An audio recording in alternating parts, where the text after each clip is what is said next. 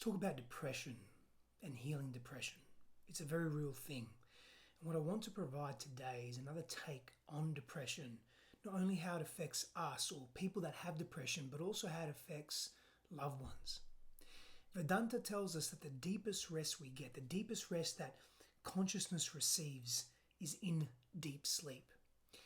And it almost comes to no wonder why people that are depressed, clinically depressed, or a feeling in a depressed state want to rest excessively.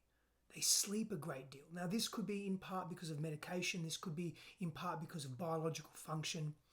But in part, it's because that individual is under strain and stress.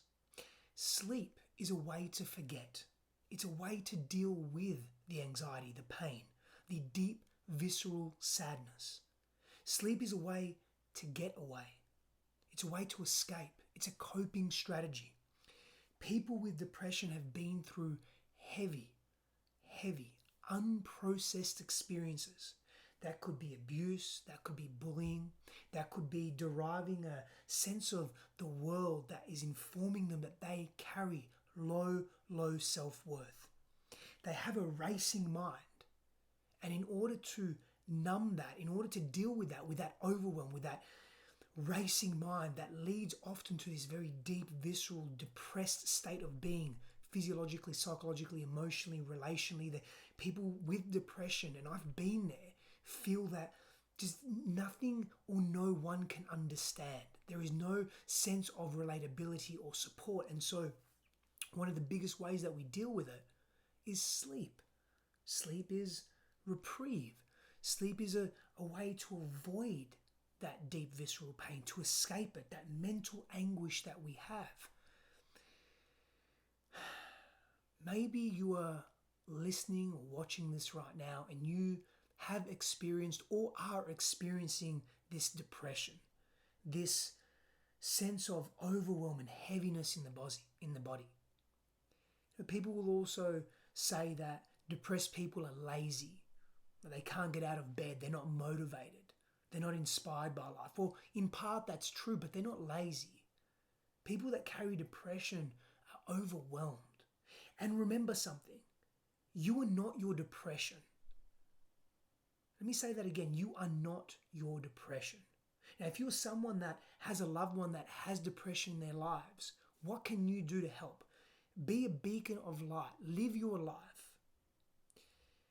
Be inspirational, but also be empathetic.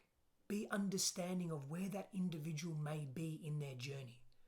That they may feel overwhelmed by your inspiration. That doesn't mean shut yourself down. It means, can you be in loving presence, in empathetic support of your loved one? Can you be honest with them? Can you speak your truth? Can you provide a safe space and place for them to share their burden so they don't feel completely alone and isolated? People in deep depression feel alone and isolated. They feel like no one understands them. They cannot share their burdens or their pains or their shame with anyone. And therefore they carry it on their shoulders. And one of the best ways to find reprieve is to sleep. Consciousness is most restful in deep sleep.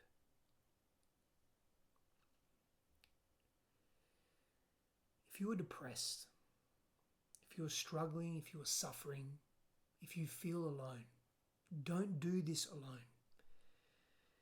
You have to address this stuff, this density within you, or it will continue to plague you. And it must be done in a safe place. You know, this primary coping strategy is sleep for so many of us, aka avoidance, because you don't know, you haven't been taught, you haven't been shown, you haven't been told it's safe. You don't believe it's safe to deal with the cause or the root cause or causes of the depression. Remember, you are not your depression. I don't want to say your depression. It's a state that over time, with practice, with patience, perseverance, being in a safe space, sharing your overwhelm with others, you can shift this state. And you needn't relate to it in such a way that makes it the only possible outcome that you get to experience in your life.